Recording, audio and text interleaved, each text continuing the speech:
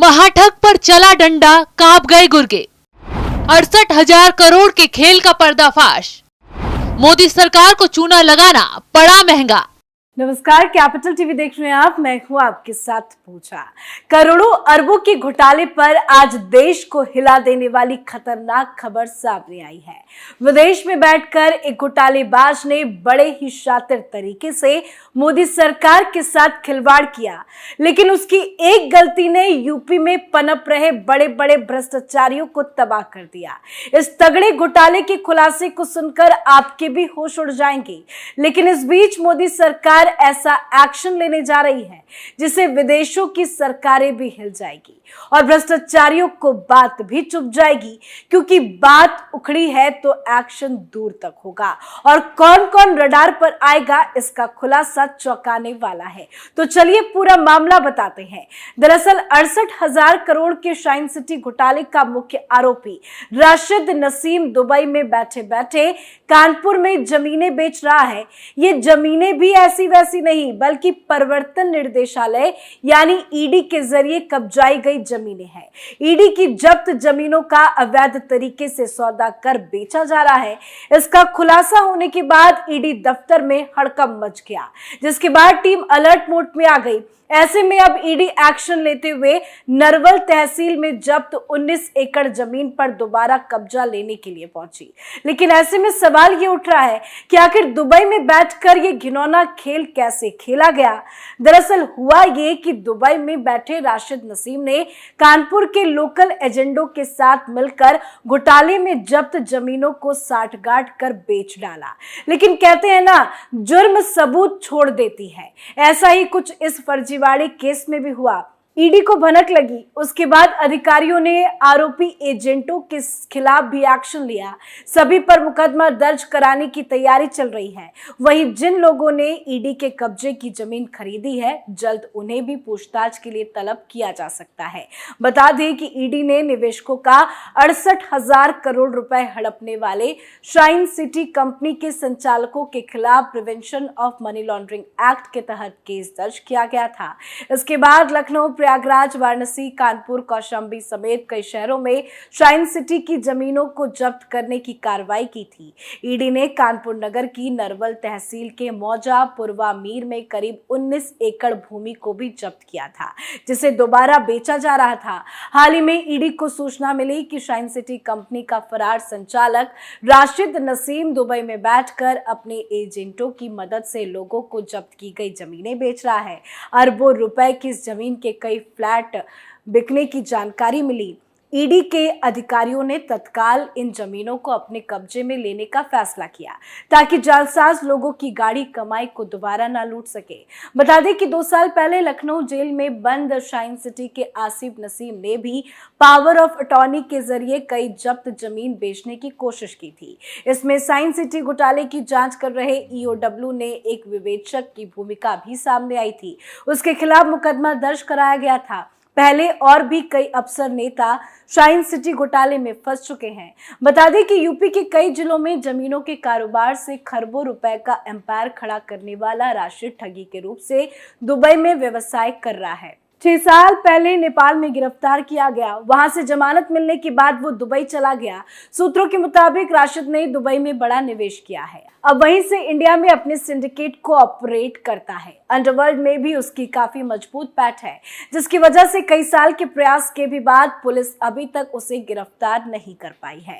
राशिद और इसके पार्टनर आसिफ को पकड़ने के लिए 5-5 लाख रुपए का इनाम भी घोषित है। दोनों के खिलाफ पूरे प्रदेश में 284 केस दर्ज किए जा चुके हैं। गैंगस्टर एक्ट तक लगाया जा चुका है। तो कैसे इन लोगों ने शाइन सिटी नाम से घोटाला शुरू किया, चलिए बताते हैं। दरअसल सपनों के सौदागर राशिद नसीम ने शाइन सिटी नाम से रियल एस्टेट कंपनी खोलकर लोगों के सपनों को लूट लिया। शातिर राशिद नसीम ने मध्यम वर्गीय लोगों को निशाना बनाया और उन्हें आशियाने का ख्वाब दिखाकर प्लॉट और मकान के नाम पर करीब 68,000 करोड़ रुपए की ठगी की। शाइन सिटी ने कैसे फैलाया ठगी का जाल? राशिद नसीम करीब 20 साल पहले multi level marketing company speak Asia का एक मामूली एजेंट था। कंपनी की ठगी की योजनाएं समझने के बाद उसने नौकरी छोड़ दी और लखनऊ आ गया। यहाँ उसने हजरतगंज के डालीबाग इलाके में ग्रैंड न्यू अपार्टमेंट में एक पेंट हाउस खरीदा। जनवरी 2013 में उसने shine city infra project private limited के नाम से रियल एस्टेट कंपनी शुरू की। कंपनी का ऑफिस गोमती नगर के आर स्क्वायर मॉल में बनाया गया। सस्ते दाम में प्लॉट का झांसा देकर उसने ठगी का मायाजाल फैलाना शुरू किया। महाठग राशिद नसीम के पास 1 इंच भी जमीन नहीं थी, लेकिन उसने राजधानी लखनऊ की सीमा से सटे इलाकों में रियल एस्टेट प्रोजेक्ट का प्रचार प्रसार शुरू किया।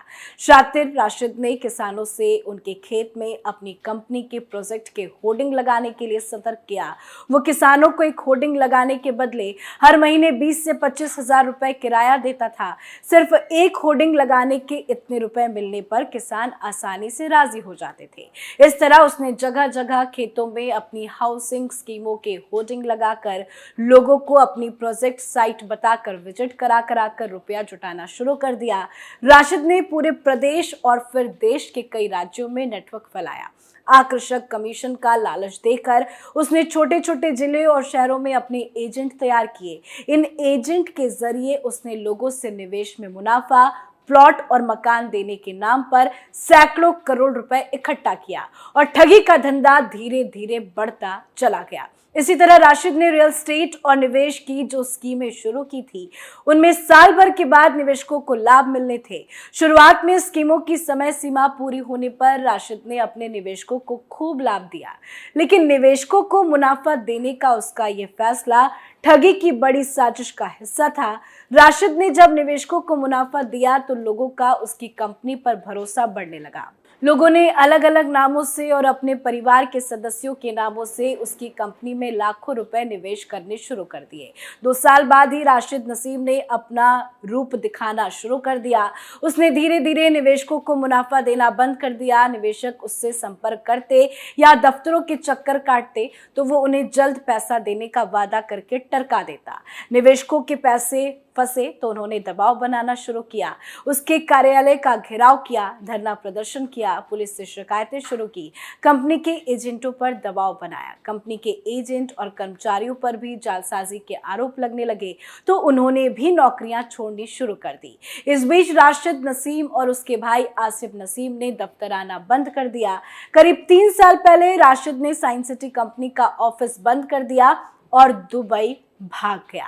ठगे गए लोगों ने कई बार कंपनी के कार्यालय में धरना प्रदर्शन करने के साथ ही तोड़फोड़ भी की, लेकिन कुछ भी हासिल नहीं हुआ।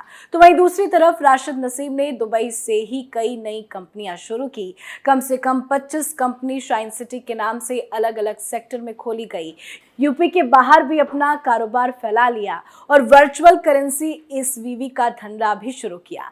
राशिद अपनी टीम के लोगों और निवेशकों से संपर्क कर लगातार उनकी रकम वापस देने का भरोसा दिलाता रहा, साथ ही और निवेश के लिए प्रोत्साहित भी करता रहा।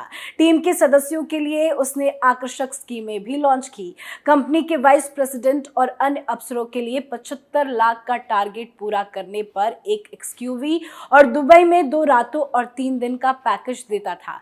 इसी तरह 50 लाख के टारगेट पर लग्जरी कार, 25 लाख के टारगेट पर सामान्य कार और फॉरेन टूर के अलावा 15 लाख रुपए के टारगेट पर सिर्फ फॉरेन टूर देता था।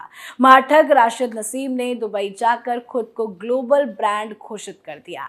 साल 2018 में उसने US, London, New Zealand, Canada, Denmark, Sweden, Ireland, Hong Kong, Singapore, Norway, Switzerland, Finland, Malaysia, Georgia देशों में अपनी कंपनियां शुरू करने का ऐलान किया और शातिर राशिद ने लोगों को घर बनाने का झांसा देकर मोटी रकम जुटाई। हैरानी इस बात की है कि राशिद के खेल में पुलिस अफसर तक उसका साथ देते थे। राशिद नसीम पर पुलिस महकमे की खासी मेहरबानी रही। उसने कई IAS और IPS अफसरों की काली कमाई भी अपने प्रोजेक्ट में निवेश कर रखी थी। इसके अलावा उसने कुछ नेताओं से भी नजदीकियां बना ली थी। यही वजह है कि ठगी के आरोपों में घिरने के बाद भी काफी समय तक उसके खिलाफ कोई कार्रवाई नहीं हुई। गोमती नगर पुलिस और SRS मॉल चौकी की पुलिस तो जैसे उसके इशारों पर काम करती थी।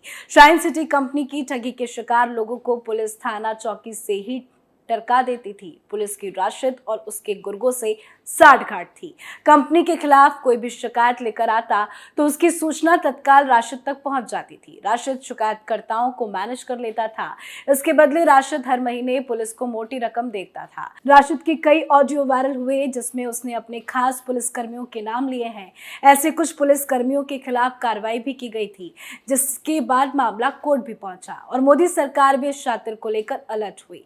राशिद के गुर्गों पर ताबड़तोड़ एक्शन लिया गया और तो और कई 100 करोड़ की संपत्तियां भी जब्त की गई। अब गुर्गे तो सलाखों के पीछे पहुंच गए हैं, लेकिन अभी तक महाठग गिरफ्त से बाहर है। ऐसे में राशिद के खिलाफ रेड कॉर्नर नोटिस भी जारी किया जा चुका है। अब जिस हिसाब से इस शातिर ठग पर खुलासा हुआ है, उससे एक्शन मोदी सरकार अब जो करने वाली है, विदेशी सरकारें भी हैरान हो जाएंगी। स्पेशल प्रोग्राम बात तो चुभेगी में आज के लिए फिलहाल इतना ही। कल किसी और मुद्दे पे हाजिर होंगे, तब तक देखते रहिए कैपिटल टीवी। नमस्कार।